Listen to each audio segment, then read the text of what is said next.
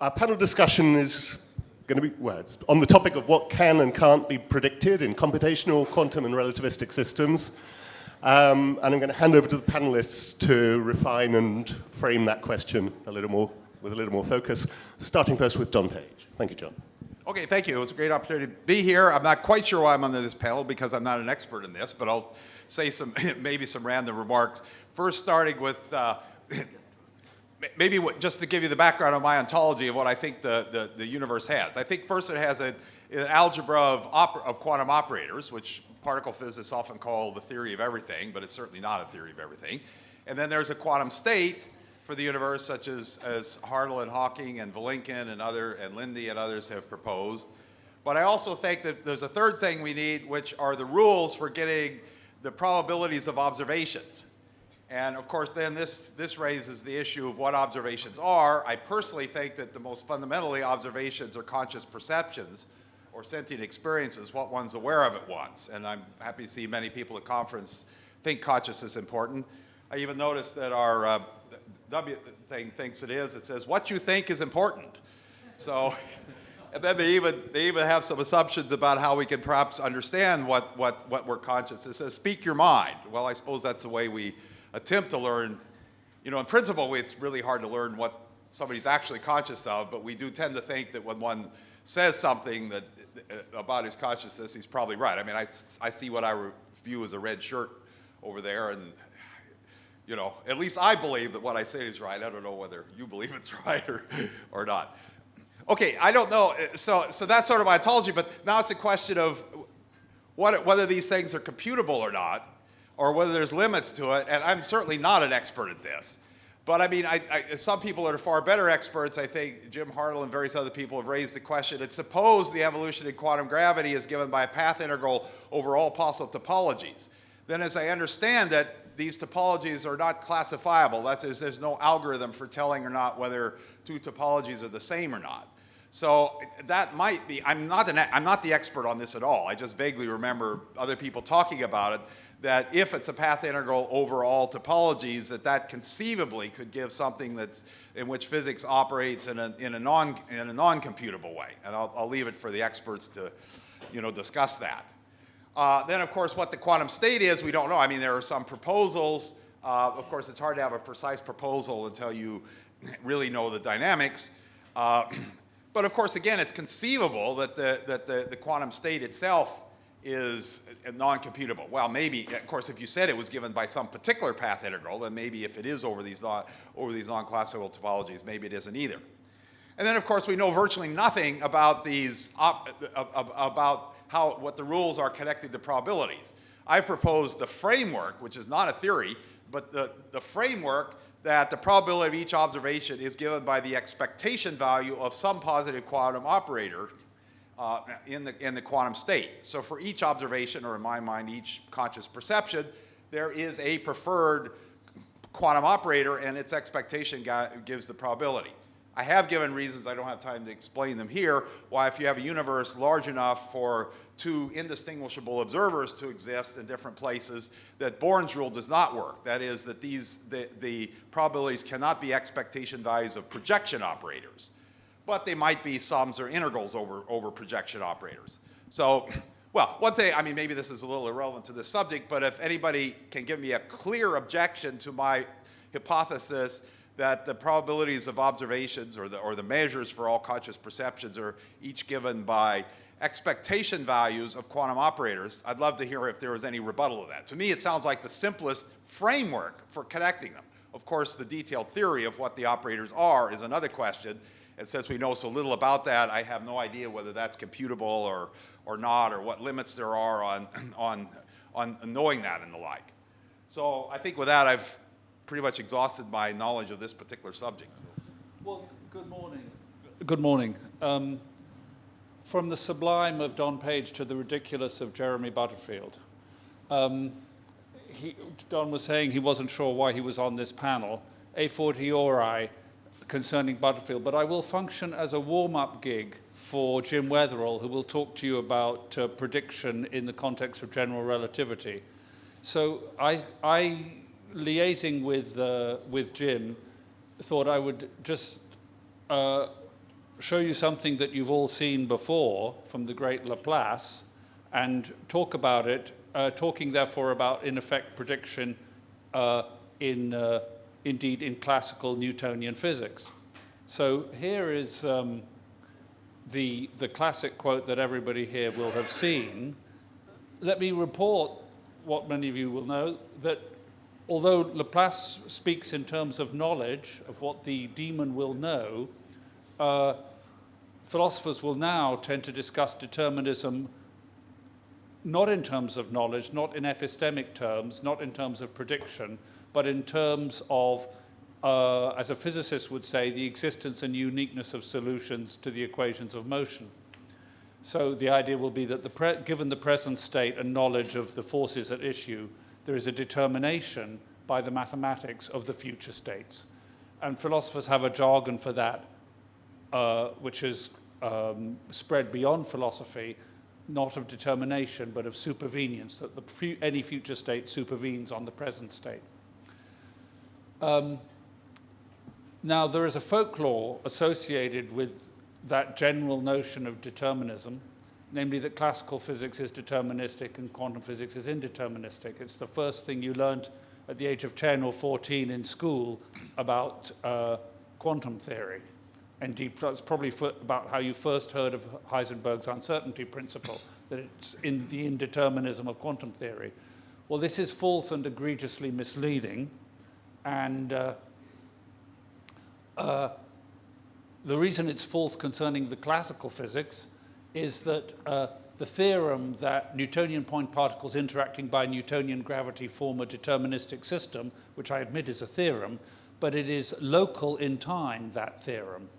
Therefore, that is to say, the theorem about the existence and uniqueness of appropriate sets of ordinary differential equations is a statement that there is an epsilon in the time variable for which the solution exists and is unique given initial data. Therefore, I was reminded of this by Scott's wonderful Zeno's computer. One can envisage that in a certain context, the epsilons towards the future for which you are guaranteed that a solution exists might successively diminish in size, a half, a quarter, an eighth, in such a way that after a finite time the solution fails to exist. And as many of you will know, in fact, Pain-Levé conjectured that there might be such a system of Newtonian point particles under gravity already, in fact, in 1898. And Zia, in 1992, proved that there is indeed such a system. One can arrange 5 classical point particles interacting by Newtonian gravity to explore each other's infinite 1 over r potential wells, picking up from that infinite potential well kinetic energy and transmitting it one to another by gravitational instantaneous Newtonian standard gravitation in such a way that all 5 of them have disappeared off to spatial infinity in diverse directions in a finite amount of time, so that the solution simply fails to exist in a finite amount of time. No such phenomenon occurs in quantum mechanics, or can occur. In Simon and Reed, you will find, or similar books, you will find a proof that the unitary evolution UT can be extended for arbitrary positive and negative values of the time parameter. Okay, so there's a sense in which actually quantum mechanics without collapse is deterministic for all time in a way that classical Newtonian particles under classical gravity are not. But this is a panel about prediction, so let me just share with you 2 obvious points about prediction, which is the effort to determine future evolution, not so much from the given state in the world of the envisaged theory, but from observations you might in fact make. So I make the comment that quantum mechanics is here, again, better off than the classical mechanics, in the sense that, as came up again in Scott's talk, states that are initially close in a classical state space can evolve to be very different later on. And we nowadays talk of chaos in that connection. But in quantum mechanics, without collapse, the unitary evolution will keep any two trajectories at a fixed distance or angle apart. My final slide then is to remark that in two respects, I admit, there is a broad similarity between the classical and the quantum as regards the topic of prediction. This is, in effect, after the academic curiosities of my 5 Zia point particles, this is my bowing to the real hard work of physical science. First of all, reality, or our description of it, is naturally arranged not necessarily in some canonical collection of layers or levels, but we usually envisage that there will be microscopic states or bottom level states subject to some law of evolution, and there will be effective, phenomenological, coarse-grained, macro, whatever word you like to use, descriptions using different variables or typically collective variables. And I'd just like to make the remark, which is important in your freshman philosophy class on free will and determinism, that there can be a microscopic bottom level deterministic evolution underpinning a higher level macroscopic indeterministic evolution.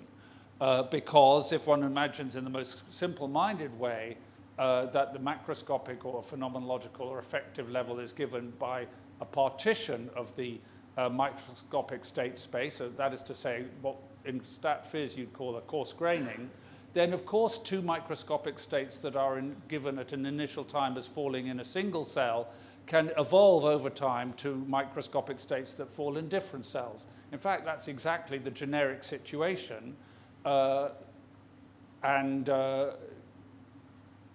It is also, as pilot wave enthusiasts will immediately recognize, exactly what is happening in the pilot wave underpinning of the orthodox quantum theory with its indeterminism. And my final comment would be to say that setting aside the topic of levels, Laplace referred to an intellect which would know all forces that set nature in motion. And here, again, bowing to the hard work of what real physical science, we should be so lucky. The fact is we don't know what the forces that are setting nature in motion in fact are. And that's not least because, in fact, the system that any system we actually study is in fact open. And of course, for 300 years, you physics types have invented impressive intellectual technologies for coping with this, everything from perturbation theory through master equations to all the rest. So thank you very much. Thanks very much, Jeremy. Okay, so I'm just going to sort of continue the first part of Jeremy's talk in the context of relativity theory. So Jeremy made this nice point that the way philosophers now like to talk about things like prediction is in terms of senses in which you have some sort of determinism, or senses in which some amount of data about one state of the universe might determine things about other states of the universe.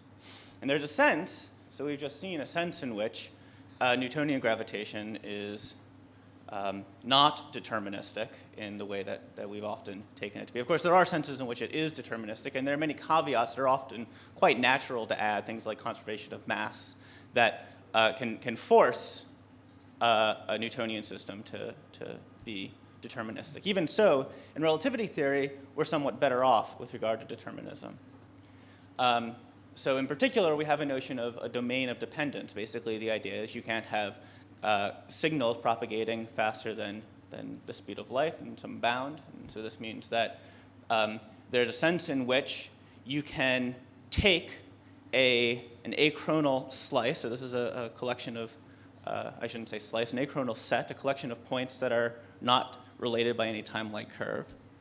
You can then consider the collection of points that are related to those points by time-like curves. And so here's a kind of picture of this. Okay, so S is some slice what I call D plus S here is called the domain of dependence, and specifically the future domain of dependence of S. So these are the points that, in some sense, you can't get to by a time-like curve, except by passing through S. And now the relevant fact is that in many cases, if you give me a system of hyperbolic partial differential equations, say Einstein-Maxwell equations, it's going to be the case that if you give me some values for those fields on S, right, and you can think of this as sort of a slice of space, or a little region of space, that the values of the fields that are governed by those equations are going to admit at most one extension to the whole domain of dependence.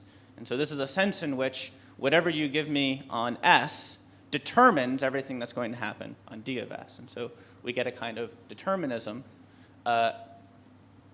many caveats holding here, but you get a kind of determinism in relativity theory that you don't really get in Newtonian gravitation. Okay, but now here's a natural question.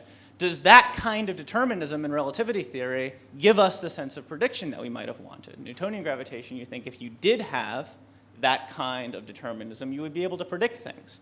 Can we predict things in relativity theory, even given this situation? And the answer is not really.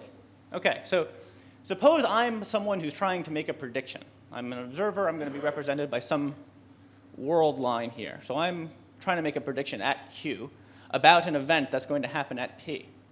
So using the facts that I just cited, how would I go about doing that? Well, what I would need to do is know all of the stuff on some achronal slice such that P is in the domain of dependence of that achronal slice. Now, can I do that for a point that isn't, in fact, behind me in my past? And the answer is no.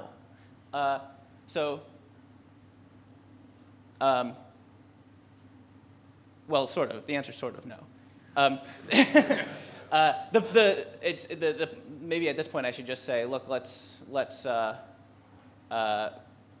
just observe that this is more difficult to do than you might have imagined, right? So it's obviously if a point is in my causal path, if it's behind me here in this region, then I do have some slice even before that, such that the point I'm trying to make the prediction about is in the domain of dependence of that achronal set.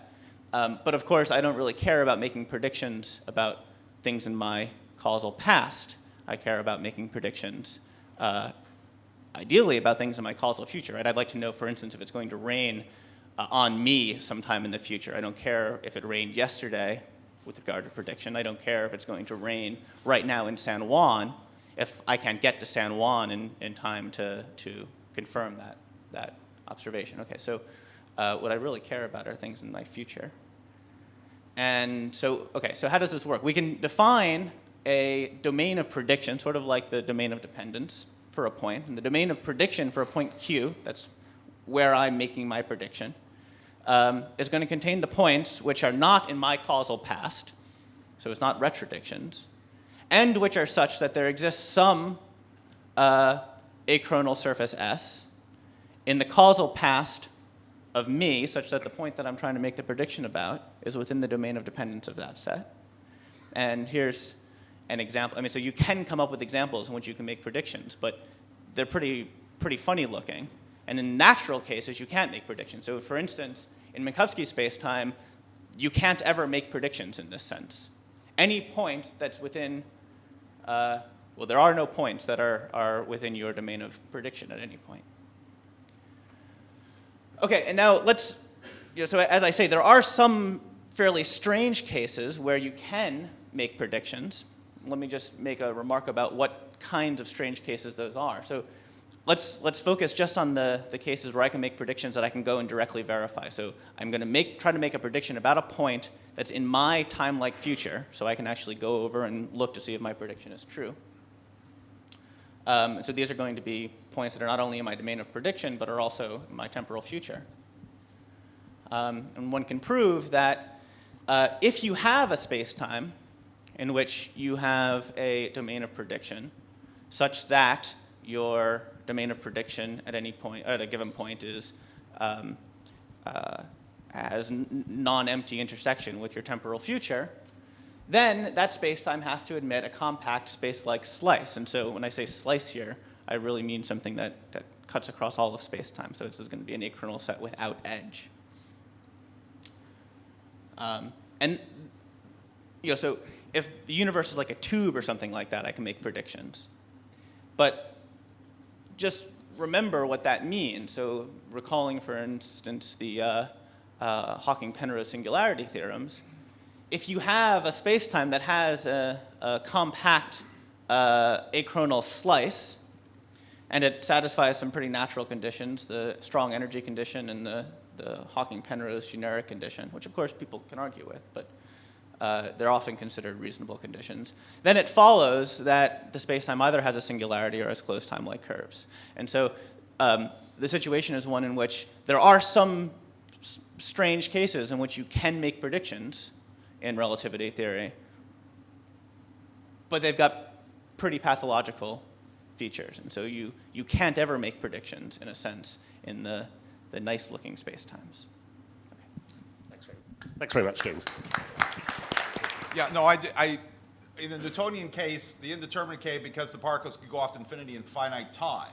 But of course, if you have a collapsing universe, the domain of dependence also ends in a finite time. So in what sense is the general relativity more predictable than Newtonian theory?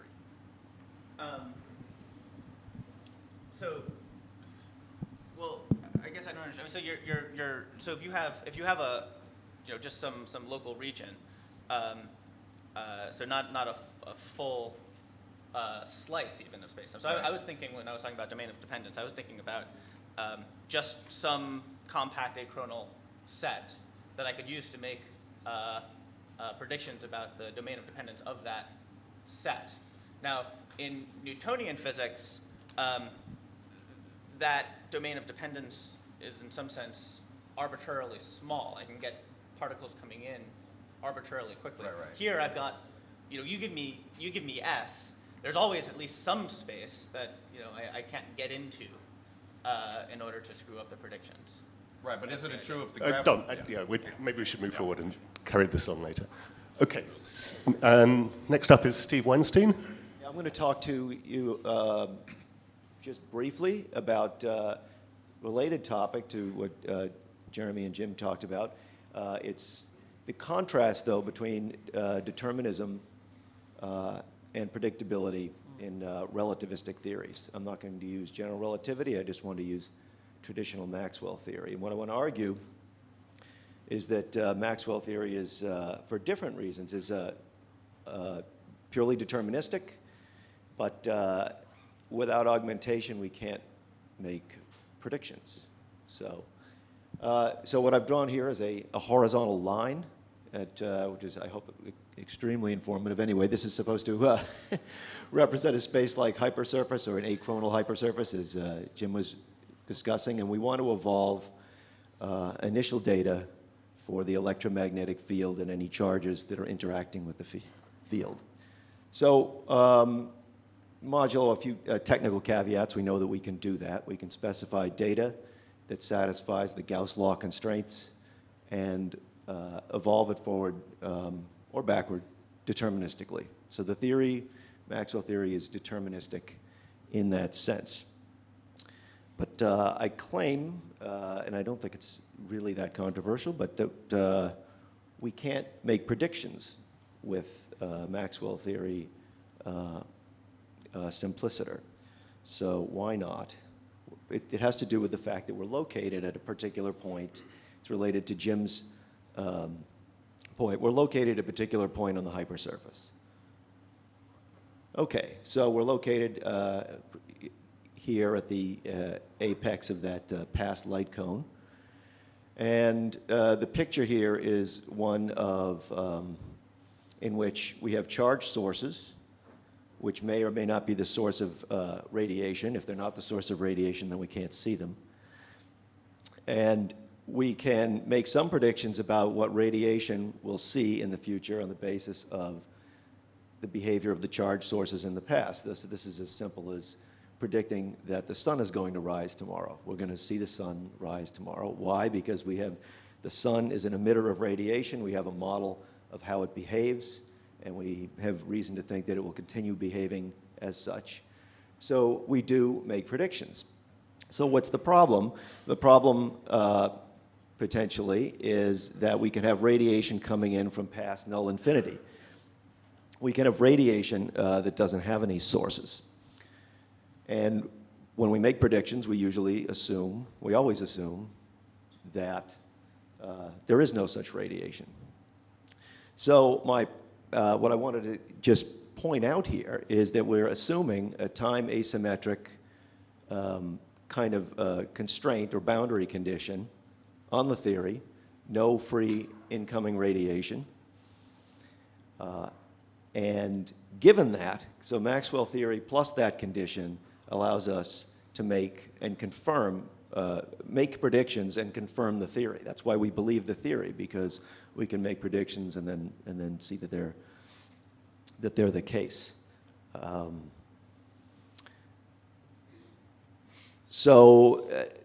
That's arguably, this is a time asymmetry. One of the interesting aspects of this is that the time asymmetry is partly coming from the fact that we've already imposed a kind of time asymmetry on the situation in insisting that the observer can only observe the past light cone. Okay, if the observer had access to the future and the past light cone, this would be a different story, because the radiation coming from past null infinity is going to intersect the future light cone. But then again, if you do that, it's not clear what you mean by prediction, since you already know as a priori your future observations. All right, so determinism and predictability are distinct here, and I think I want to make one point that this is, it's related to the Wheeler-Feynman absorber theory.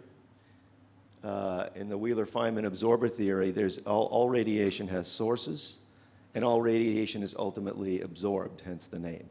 So this has the first condition satisfied, not the second. I believe that it's certainly the case that the phase space of the theory, a theory augmented with this kind of boundary condition, is smaller than the phase space of the full theory. Whether you want to say that the number of degrees of freedom is reduced depends in part on how you're going to count the degrees of freedom. It's a little bit tricky because there's no obvious closed form constraint that tells you what the allowable initial data are on the theory. What is the case, though, is if you know the charges for all time, all the potential sources of electromagnetic radiation, you've dictated the field. Okay, that's all I have to say. So I'm going to close this down by talking about something that we've heard about, but we haven't actually talked about in detail and is rather pedestrian. There's a number of ways in which actually calculating or predicting something can be limited, and I'm going to talk about sort of the most boring one, namely chaos.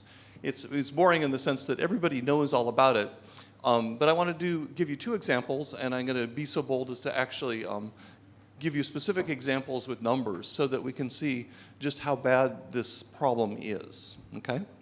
So one of the classic examples of what's supposed to be deterministic physics is the solar system. The solar system is the ultimate clockwork universe, right? So most of you, I hope, know that the Lyapunov time for our own solar system is only about 7 million years.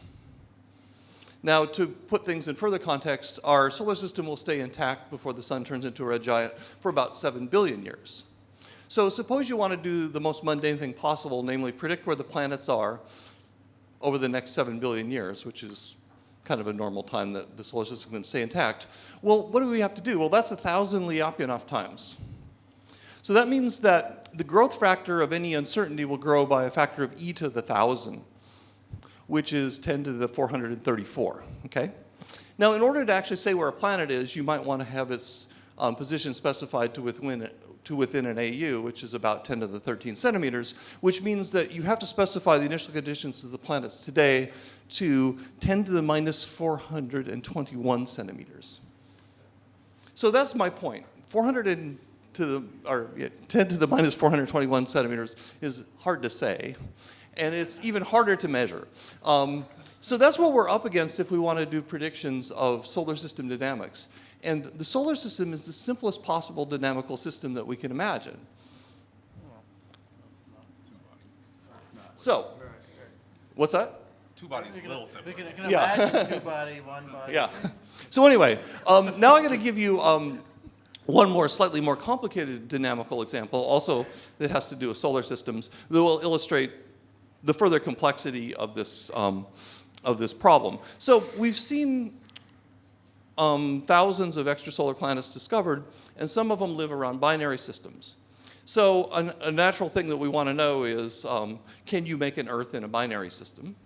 So I wanted to understand whether you can form a terrestrial planet system in a binary system. So a very sensible question to ask is, how close does the binary have to be before you compromise the formation of terrestrial planets? So if we didn't have chaos, well, I should also remark that since I'm lazy, I gave this to my grad student, Elisa Quintana. So if you didn't have chaos, what you would do is you would set up the initial conditions for, in this case, 3 different binaries. The one on the left has periastron of 5 AU, the one on the right has periastron of 10 AU, and the one in the middle is in the middle. And then the rows are the time evolution from 0 all the way down to 200 million years. And what we're starting with is a collection of rocks. All of the rocks are in the same positions in these 3 simulations, and at the end you get solar systems. So if you had no chaos, you would just do this and you would get an answer. But here's the deal. If you move one rock 1 meter forward in its orbit, you get a different solar system. And that's a pain. So that means instead of doing one simulation to get the answer, you have to do a whole host of simulations. So here are the results of the size of a solar system plotted versus the periastron of the binary. So there's 3 columns there. There's one at 5 AU, one at 7.5 AU, and one at 10 AU. And what I'm plotting is the location of the semi-major axis of the outermost planet, which is basically the size of the solar system. And you see that for any given experiment, there's a whole range of values that you get. But nonetheless, there is a trend that as you make the binary narrower, you make the solar system smaller. And the similar sort of thing happens if you look at other orbital elements like the distribution of the number of planets you get. It varies with periastron, but there's a distribution. The distribution of masses varies, and you get a distribution. The distribution of eccentricities varies, and you get a distribution, and so on. So here's the basic point. Every time you run an experiment, either in nature or on your computer, you're going to get a different answer. And what that means is that because these systems are chaotic, you can no longer think classically about the result. See, when we do quantum mechanics, we're very used to understanding that the answer isn't the electrons here. The answer is this is the probability distribution of the electron or the wave function or whichever way you want to phrase it, right? But what's complicated and inconvenient is that the same is true for classical systems. So if you want to ask the question, well, what kind of terrestrial planet formation or planet system am I going to form? The answer isn't it's this solar system with its properties, but rather it's a distribution of solar system properties, and it's your job as a theorist to calculate that distribution, which is computationally intensive. So we should probably move on. I'd like to invite questions for all the panelists this morning. Don, did you want to start off with a remark? Comment. I was just going to say that it looks like these results show that it doesn't bode well for deriving Bode's law. Well, that's actually not quite true. It depends on how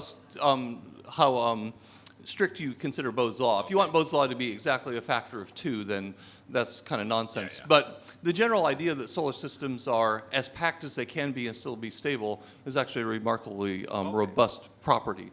But that kind of takes us away from our panel's mission. So, okay.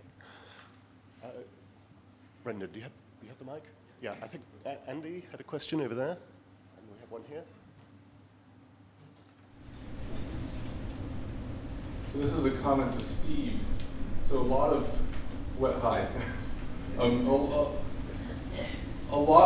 the way you presented seemed to sort of ignore cosmology theories.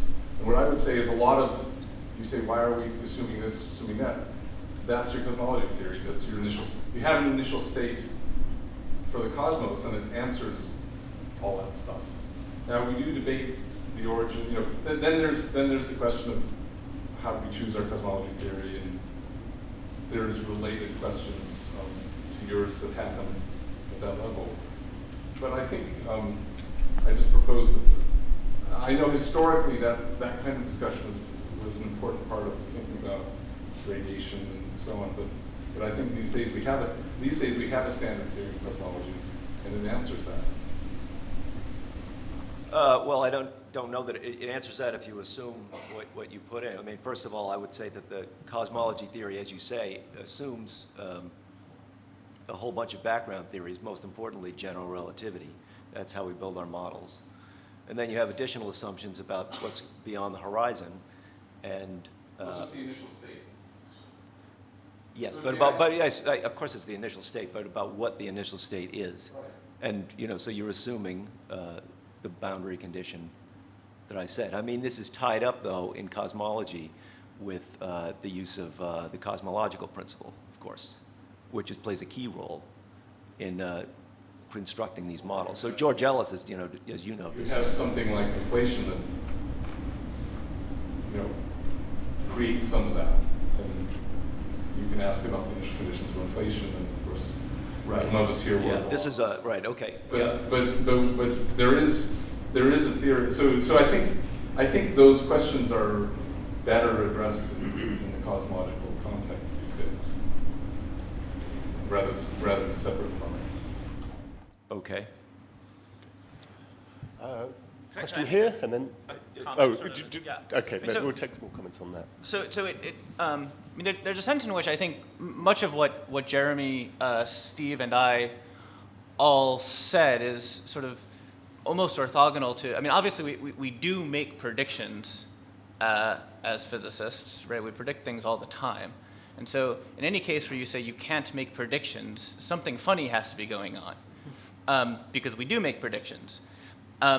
So the sense, I think that at least part of what's going on here is that there's a sense in which you might have imagined that in a deterministic universe, I mean, this is sort of the Laplacian idea. In a deterministic universe, if you knew everything at one time, you could know everything at other times, and there are these barriers to either, on the one hand, getting determinism in that sense in the first place, or on the other hand, knowing everything that you need to know at the relevant time. Now, of course, in the presence of other kinds of good background theoretical assumptions, other things that we believe about the universe, et cetera, we can control for that. I mean, obviously, when we're making predictions about, say, this evolution of the solar system, we're perfectly capable of making what we take to be reasonable assumptions about the current state, even space like separated planets. Right. So we can make assumptions about where Pluto is right now that are going to be relevant for doing the kinds of things that are going to count as predictions. It's just not the kind of apodictic, definite, I say what the state is now, I know what the state will be later on kind of prediction.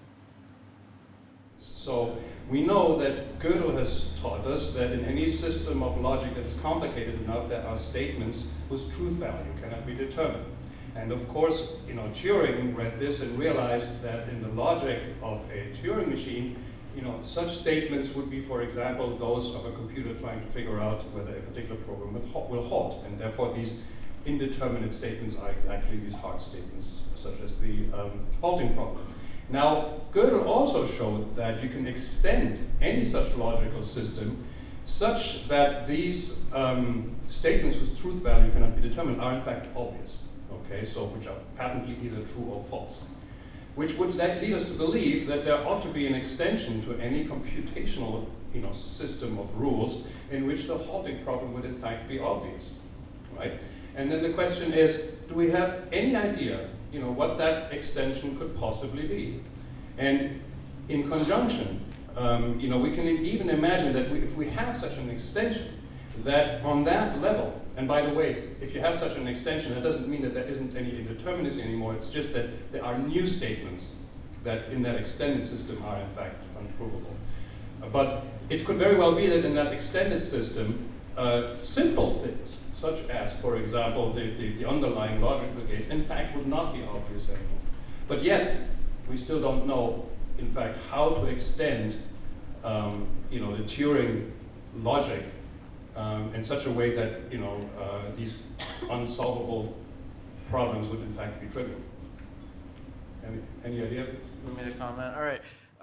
So first of all, there's a big difference between the undecidable statements in Gödel's sense and uncomputable problems in Turing's sense. You sort of conflated the two. Okay, but the Gödelian undecidable statements, first of all, they're always relative to a particular set of axioms, right, a formal system, and more importantly, they are single statements. Like, this statement cannot be proved in this system, right, or the axiom of choice or the continuum hypothesis. Okay, when you talk about problems, like the halting problem, for example, those are actually infinite collections of yes or no questions. So they're no longer single propositions, right? They're infinite collections where the question then is there a single algorithm that will decide any yes or no question of this type? Okay, so the two things are related, but they're different things. Okay, now the original derivation of the halting problem was asking a very simple question, namely, does this computer, is it able to predict whether or not this particular program will halt? Now, of course, that's one particular instance of a halting problem, but it is by direct analogy and construction to the... Yes, there's a clear analogy. I'm explaining to you what the differences are, okay? So now, you can push the analogy further, and you can say, we can define a model of computation, just like we can have a logical system in which we just sort of add as an axiom that, let's say, Zermelo-Franco set theory is consistent. Okay, and then that, of course, gives us a system that can prove the consistency of set theory, but it can't prove its own consistency. And then that has to be added as a still further axiom, and so forth. Now, the analog of that in the computability world is that you could add what we call an oracle. Okay, so you could just add an imaginary device that solves the halting problem for you in a single time step, right? Nothing prevents you from doing that mathematically, right? And you don't even have to care how it's implemented. It could be a Zeno computer, it could be something else. Okay, so then you would get, of course, a more powerful model of computation, one that is able to solve the halting problem for Turing machines, by definition. Okay, but interestingly, this new model will then still not be able to solve its own halting problem. That is, it won't be able to solve the halting problem for Turing machines with oracles for the halting problem. Okay, and so then you could have to add a still more powerful oracle if you wanted to solve that halting problem, and so on forever. Right? So you can get an infinite hierarchy of harder and harder computational problems. Okay, and this is one thing. It's very easy in computer science to get arbitrarily hard problems. Right? There's no matter what problem you name, I can give you a harder problem by saying, well, let's take the halting problem for Turing machines with an oracle for your problem. Okay, and Turing's proof of unsolvability of the halting problem relativizes in the sense that it'll work like with any of these oracles around. Okay, now, but one thing is, in none of these models, these super powerful models, will the OR function, say, be hard to compute, right? All of them will at least be able to do everything that a Turing machine can, but they'll just be able to do more and more additional stuff because we've just added these oracles, right? And then, of course, if you're a physicist, you would ask, where do these oracles come from, right? What kind of actual dynamics, plausible dynamics could give rise to them? And, of course, that's a much harder question. So I wanted to comment. Don and some of the other speakers talked about ideas of how physical systems might be able to solve uncomputable problems, right? So Don mentioned this paper by Jim Hartle where they point out that in quantum gravity, it involves sums over different manifolds, and classifying manifolds is uncomputable. So maybe that could be a route, right? Another, you can say, okay, if you just consider solving the differential equations of just Newtonian gravity, right? That maybe particles can fly off to infinity in a finite time, and that could give you a source of uncomputability. But to me, it's never really satisfying to just look at some particular formalization of physics and say, oh well, there's something here that looks uncomputable, right? And so you always have to sort of push further and ask the question, how does this fit in with the rest of what we know about physics? Is there something, that is going to break down if we push on this too hard, right? And in many cases, the answer is yes, something does break down, right? In all of these classical examples, we just ignore quantum mechanics, right? And once you get down to a small enough scale, quantum mechanics becomes relevant. Or, likewise, once you get up to high enough velocities, like in these Newtonian examples, then relativity becomes relevant, right? And that changes things. And like with the Hartle example, it's not enough that uncomputability occur in some particular example of a physical system or in some particular formalization, right? We have to actually be able to make a measurement that will solve a hard problem for us, right? And so you could have like one description of a system that's uncomputable, but then there could be a different equivalent way to describe the same thing where everything is computable. Okay, so these are the issues that I want to worry about if you sort of want to embed uncomputable problems into the or these oracles for the halting problem into the actual physical world. Okay, so basically what you're saying that if the oracle doesn't have a physical realization, then it's just a mathematical construction and it doesn't matter for the real world. Well, I wouldn't say just a mathematical construction. My whole life is mathematical, but yes. Okay, Carlo? Thank you. I would like to bring back the discussion of the previous predictability issue. I was at the beginning, when Jeremy started, I was like, what the hell is he talking about? But then I really learned a lot from Jeremy, Steve, James, and also Fred. In fact, several things you said I didn't know. And you made a clear point that some of you are philosophers, that when we physicists say that something is predictable, we don't really mean what we say we mean. But isn't just half of your work of philosophers? There is still a notion of predictability in physics that seem to be working very well, which James started to answer in your last comment about that, which is if you not just have the Maxwell equation, the Einstein equation, whatever, but you're folding in something else, right? You're folding in some reasonable assumptions. So I don't know how to specify what these are. So I can predict the position of Venus tomorrow under the reasonable assumption that there's no neutron star rushing in and killing all of us tomorrow. And this is a notion of predictability which is clearly weaker than the one you're correctly pointing out that is not true for actual theories. And you're also correctly pointing out that not only is not true, but it's the one in physics book is stated to be the relevant one, but obviously not the relevant one. So I would ask, as a physicist, I would ask as a philosopher, can you just not simply tell us that you're saying something wrong, but tell us what we are, what we mean, and we can make precise. That's it. The future. Well, thank you for that. My answer, briefly, and then I'll ask Steve and Jim to comment, would be I agree. I think it's messy work not yet done to articulate the assumptions, fallible but usually well warranted, that we make. So in the actual business of prediction.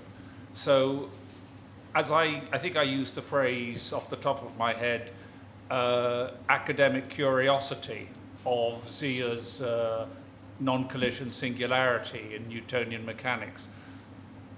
Well, I want to celebrate the intellectual achievement and also blow the trumpet for the conceptual, mathematical, and indeed foundational interest of classical mechanics.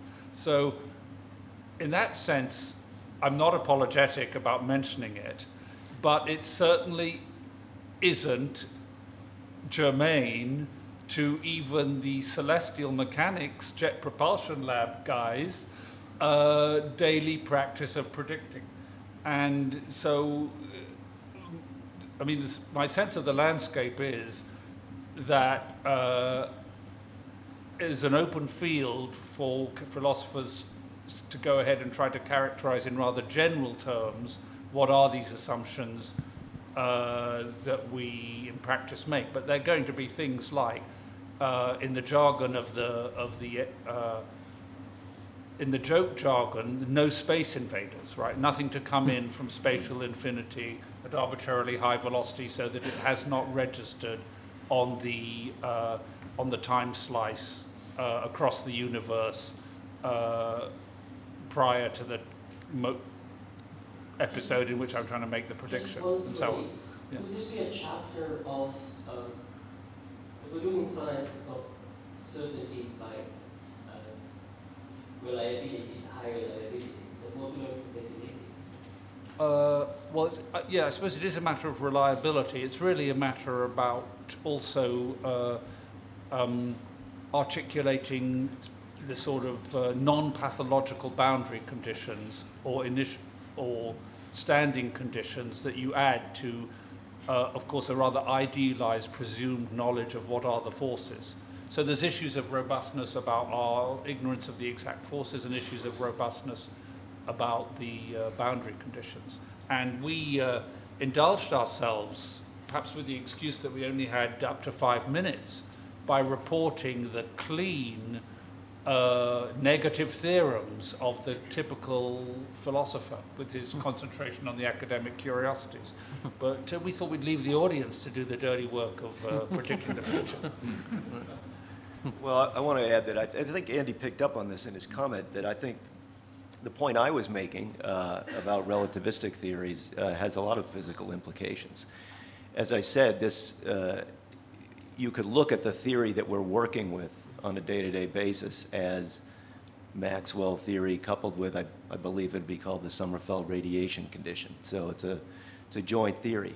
It's really a different theory with a different phase space, just as Wheeler-Feynman theory was. And now Wheeler-Feynman theory didn't really work out, in part because it failed.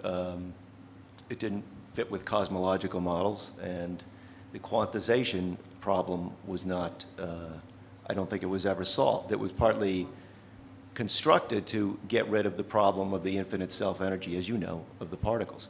So this is a kind of an intermediate step between Wheeler-Feynman theory and conventional Maxwell theory. I don't know what it would be like to quantize it. I do think we're assuming it, and this is, I guess, where Andy and I are differing somewhat. But I think it's not just a purely philosophical issue, the way I'm looking at it. It's not wasn't intending to make a purely academic point. Jim? Did you have a quick comment? I just wanted to say, I mean, so I would be skeptical that anyone, least of all philosophers, are going to come up with some sort of general account of what sorts of assumptions one's making in general when physicists in the trenches are actually making predictions. But I think that there are all sorts of situations. I mean, so you mentioned predicting the location of Venus. I mean, so there are kinds of assumptions that physicists make all the time, of the form relative to the scales that we care about or characteristic parameters that we care about. Certain influences are very small, and so it may well be the case that I don't need to know the whole sort of space-like set needed to get to a particular point that I'm trying to make a prediction about, but that some subset of that is going to be sufficient. Say I only need to know about the solar system in order to make predictions about Venus. And so I can go further into the future. Is that? No, because it's not a matter of smallness, because what could come in is what I'm saying, a neutral star. Yeah, well, of course. So it's a matter of assumption that there are probably not many neutral stars in the neighborhood. Well, okay. So, I mean, but I think you can think of that in terms of smallness too, right? You can think about it in terms of something like your degree of belief that a neutron star is going to come in. But that's also a parameter that may be, taken to be small. There are quite a few other people in the audience who have questions. So Joss, then Seth, then Paul, then one over here. But start with Joss. My question is to Scott, and on this interesting topic of whether the laws of physics might be such that the Turing thesis could be falsified, or at least require a modification of our very conception of computation. Now, it would seem to me that the current understanding of computation always assumes a global time function which induces a linear, infinitely extendable ordering of steps that you could take. And so, of course, the natural candidate of physical theories where you would challenge such an assumption would be general relativity, where the time will be dynamic, dependent on the space-time geometry. And in particular, to quote an example, I was thinking of a paper, I think, long ago, maybe 20 years or more, from Mark Hogarth, in which he discussed the universe in which there is an infinitely extendable world line, which in its entirety lies in the past of some other observer. And so you could send a Turing machine along that world line, and the other observer will simply observe whether it halts or not, because it can overlook its entire future. Would that be an acceptable example of a falsification? It would be, but I think that it's subject to the same objections that I discussed in my talk. So there's a couple points to make. The first is that you can easily define models of computation that don't have a global time ordering. You have a bunch of parallel computations happening in different places, and there may be different ways of doing the slicing. In fact, this is a real issue in distributed computation, just because of the difficulty in practice of coordinating the clocks and making sure everyone is doing stuff at the same time. In fact, people working on distributed computing sort of explicitly made the analogy to special relativity, right? But these models will generally nevertheless be equivalent to the Turing machine model, because you can just impose a time ordering if you want to simulate the whole thing, right? And whatever time ordering you impose will just will work just as well as any other for the simulation. Now, regarding I'm familiar with the papers by Hogarth and also by David Malamint, I think, and others that you talked about, where they look at solutions of JR, where conceivably you could do an infinite amount of computation in a finite amount of time as experienced by some observer. I would say that these are sort of fancier versions of the Zeno computer or of the special relativity computer that I talked about in my talk. They're subject to exactly the same objection, which is that they all completely ignore quantum mechanics. Okay, they completely ignore the fact that once you get down to the Planck time, for example, then we know for sure that new physics is going to come into effect. And in particular, once you sort of, are using an amount of energy that exceeds the Schwarzschild bound, then you're going to create black holes. And so, people have talked about, like, okay, you could get really, really close to the event horizon of a black hole, but not into it, right? And then, go away. And this could give you a speed up. Once again, the amount of energy that you need to do these things diverges. And, once it becomes on the scale of the Planck energy, then quantum mechanics becomes relevant. And I just don't see how you can, just sort of deliberately ignore that and, and claim that you're saying something about the real physical universe. Okay. Can I come about a physical theory? Okay, fine. That may be a mathematical fact about a particular version of JR, right? But I would say that if it ignores quantum mechanics, then it's not a fact about our universe. Jeremy, you wanted to Can I make a kind of double-header comment on what Scott just said? They came to my mind independently in connection with his talk anyway. Mm-hmm. One is that going back to Scott's initial remarks about the traditional version of defending Church-Turing was to think hard enough and you'll figure that it was what you always meant by computation. And it's noteworthy historically that there were some half dozen more or less contemporary efforts to analyze computation in the 20s and 30s along independent lines, which were then provably equivalent, which was evidence, such as sometimes comes in the history of mathematics, that there was a single concept being picked out by several people or research programs evidence then that this is perhaps the uniquely best concept in this landscape for the job in hand. But the fact is that, and this is my second point, some of Scott's comments along the lines of push this model that is a rival to Turing, it breaks down because its idealizations break down. It's a bit like Feynman's comment about infinite self-energies in classical electrodynamics in the lectures, where he says, push any of our theories hard enough and you'll find it breaks down. So I'm not sure whether Scott's critique of attempts to build a rival as breaking down because of the envisaged reliance on a physical theory leading eventually to trouble. Is that a sign of a sickness in the effort to build a rival concept of computation? Or is it just the Feynman-esque moral that, God damn it, all our theories break down eventually? I mean, if one takes the latter view, one could think that actually there's something sort of armchair robust about the concept of computation, and the traditional strategy for defending Church Turing has some merit in it.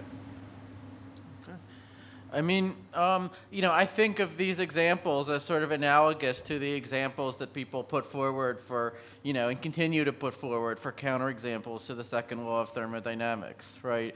They say, okay, but, there's been 150 years, but fine, can you refute this perpetual motion machine? Can you explain why this one doesn't work, right? And again, the issue is that something has been idealized, right? Something about the physical world has not been, really honestly taken into consideration, and once it is, then, the second law reasserts itself. Now, my claim is that, the Church-Turing thesis seems to have a similar character, right? That is, every time someone proposes what looks like a counterexample to it, it seems like something is idealized, and and then it breaks down. Right now, it didn't have to be that way. We could imagine, physical universes that had perpetual motion machines, and we could imagine physical universes that had xenocomputers. So in saying that, that doesn't seem to be possible, I think that we are saying something about what kind of physical world we live in.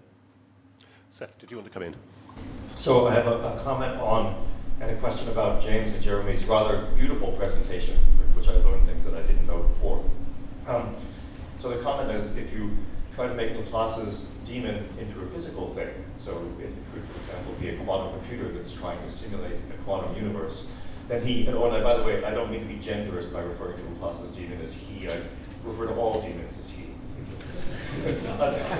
Maybe it's a delicacy, but then if he obeys the laws of physics, then because our universe is actually at very close to its critical density, in order for this daemon actually to simulate the universe any faster than the universe would actually exist, that daemon would have already formed a black hole a long time ago. And so if you apply the laws of the physical limits to computation to such a daemon, you find that such a daemon would have to be at least as big as a universe and would have to simulate it at least slower or just as fast as the universe itself, which is, I think, a rather pleasing point about the universe. And so my question is, if we take about your talk is, if we take quantized Newtonian gravity, which has the virtue of being a quantum theory of gravity, which is actually pretty well defined, then so do I get it right that what happens, the reason that this Zia result doesn't hold is because now these two particles that are getting close to each other are just like a little hydrogen atom, and so they have a ground state. And so quantum mechanics would help solve this problem. And then I guess my other question is, for the classical version, if you just have a homogeneous cloud of dust, as Newton himself imagined as a kind of beginning of the universe, is this kind of like going off to infinite energies in finite time, is this a generic situation? Well, I'll go first, but I think about the second, I'd like to hand over to Jim. Let me just say, I think you're right that the the quantum mechanics of 5-point particles will not have this Zia-like behavior because of exactly what you just said about sufficiently close. One has to model it as like a hydrogen atom and as having a ground state. So but the homogeneous cloud seems to me to be really a kind of a return to these speculations of Newtonian cosmology, which in a Cartan-like setting for talking about Newtonian gravity are resolved. But Jim, would you like to talk about that? No, but you will. I think that the answer to your question, Seth, is no. But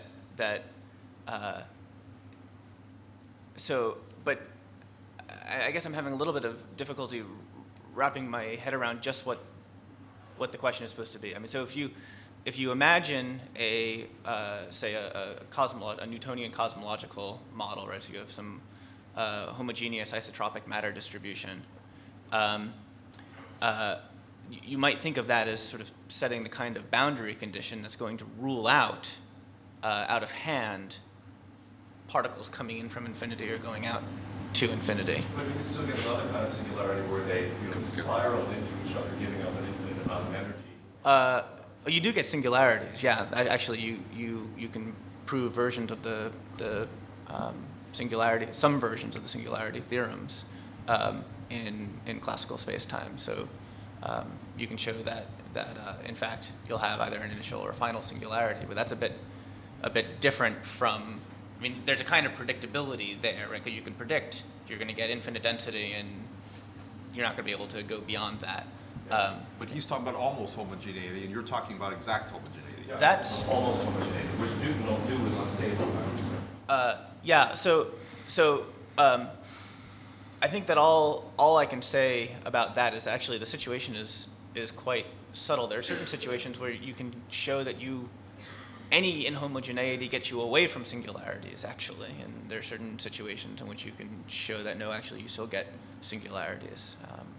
But I don't think that there's the kind of situation where you're going to have small inhomogeneities leading to formation of matter that then zooms off to infinity. That's not going to happen generically at all. Paul. Okay, quick comment and then a question. Comment for Steve Weinstein. I quantized the Wheeler-Feynman theory in my PhD thesis 45 years ago. Maybe you know about it and have find flaws in it, but anyway, that's just a comment. The question, it follows from a comment that Scott made about can we do better than quantum computation. So does anyone know the answer to this? That supposing you take something like quantum mechanics, but replace the Born rule with another algorithm for computing probabilities, could you get a better speed up? Yes. Good. I'm pleased you know the answer. Right. You could also do superluminal communication. You could, violate the uncertainty principle. You could do a lot of fun stuff that way.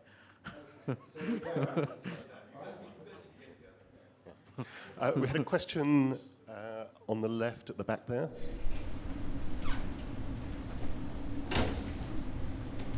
So I had a question about I was interested in some of these deterministic examples that were things going off to infinity in finite time and the fact that quantum mechanics should resolve some of this.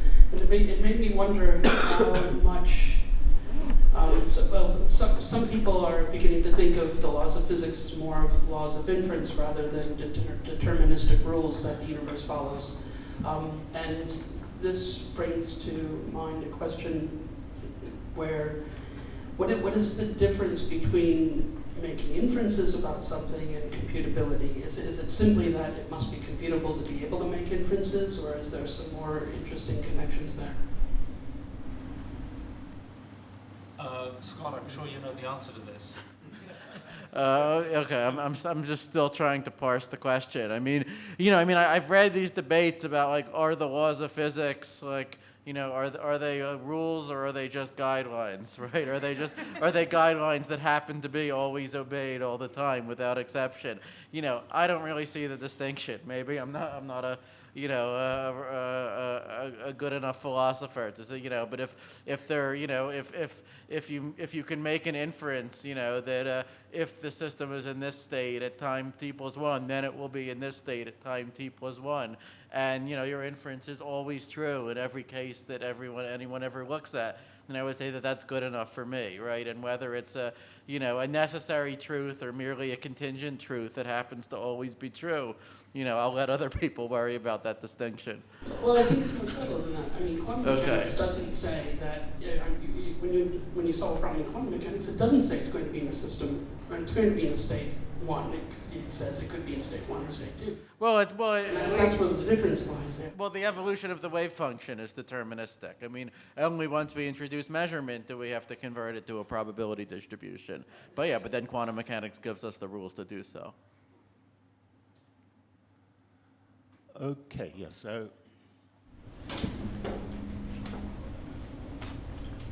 I just wanted to quickly mention a kind of indeterminacy at this intersection of cosmology, relativity, and quantum mechanics that hasn't come up, which is that if you could ask what is the standard quantum limit on measuring a slow cosmological expansion at a Hubble rate h, and it turns out that there's a minimum scale to that, which is the Hubble constant to the 3/5 power, which in the current universe is about 60 meters. So that's the boundary between the quantum and classical regime in cosmology. So we're bring that up, because that didn't come up as any of the fundamental limits, but that's just standard physics.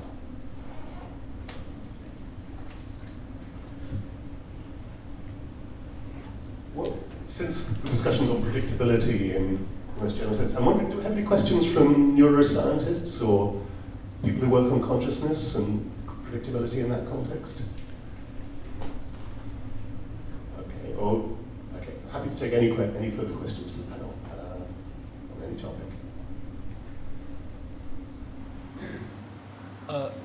Thank you. You're saying that the overlap integrals between two probability densities under Hamiltonian evolution are preserved. Mechanics, unitary evolution preserves. Sorry? The angle between states. Yeah. Yes, I totally agree. I didn't mean to say there's nothing analogous in the classical. I just meant to say that generically, pure classical states, that's to say the points of the phase space, will have their trajectories diverge over time. But of course, what you're mentioning is it's a deep and suggestive thing in this whole wonderful industry these last 10 years of yourself and others looking into the kind of epistemic interpretations of the quantum states. Yeah. So I'd like to explore the consequences of Gödel's incompleteness to physics. Obviously, I just talked about its consequences for computation, but we could imagine that there might be also consequences for quantum physics. For example, when we ask a measurement device to measure a quantum system, then they have to first get entangled with each other. And the entangled system, in fact, only has one state, and the measurement device or the quantum system do not have a state by themselves anymore. So what you're really asking the quantum measurement device is to make a statement about a joint system that is in fact much larger in Hilbert space than the quantum system itself, which is, if you think about it, really analogous to this computer program who's supposed to give an answer about its own haltability, which we know it cannot do because in fact it doesn't have enough bits to do so. So you might think about the fact that the origin of the quantum indeterminacy might really lie in the indeterminacy of mathematics, and in fact Greg Chaitin has shown that mathematics gives rise to pure randomness simply because the idea that these programs can be asked to solve these unsolvable problems. So what I would ask Scott, what do you think about that? I mean, I have to be honest with you. I don't see an analogy here that really illuminates either side.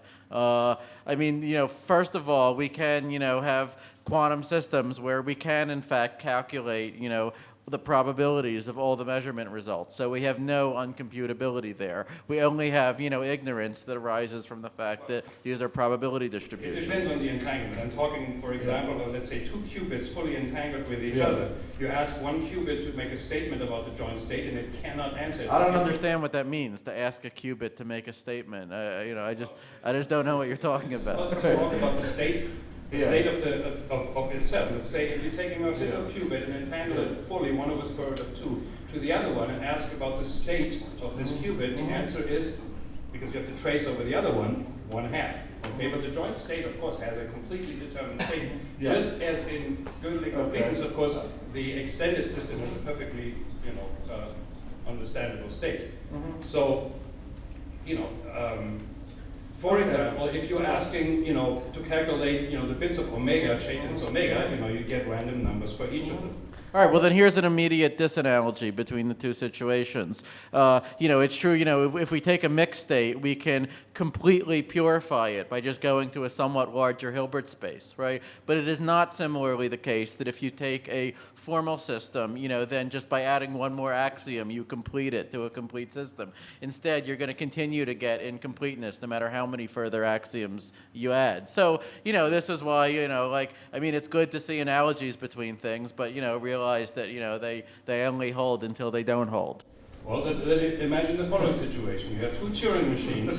Each Turing machine is described by a matrix, which is the update rules, and of course by the Turing machine itself by a vector. And now imagine one Turing machine actually writing into the states that determine its own rules, and the other one does the opposite. Okay, and they do that, of course, simultaneously. Which means, in fact, that the state of any of these Turing machines by itself is not determined, because it's determined by what the other machine writes it into. However, the joint state of the 2 Turing machines is, in fact, fully determined. And what you actually get is a system that, if you were to describe it, can only be described in terms of Heisenberg matrix mechanics, because, in fact, so it's a classical system. Why not just list the 2 Turing machines? What do you need Heisenberg matrix mechanics? What I'm saying is that that each Turing machine doesn't have a state on its own. Can Steve come in on this, It's a little bit orthogonal to Scott's comments, but it might be helpful. I think that there's a problem for any purely information theoretic derivation, of quantum mechanics, is that at some point, and I don't see where it would happen here, you have to introduce dimensions, right? The Planck's constant is a dimensional constant. It's not a dimensionless constant. And it's hard to see how that is going to enter. That's a physical thing, as are the commutation relations, which are based on the Fourier transform. They're not based on wavelet transforms. It's a very particular sort of thing. And I think that applies more generally to trying to take information theory and deriving quantum theory. Why do you have dimensions of action? Why is that the quantum? Okay, I'd like to thank the entire panel and all the speakers this morning, and you.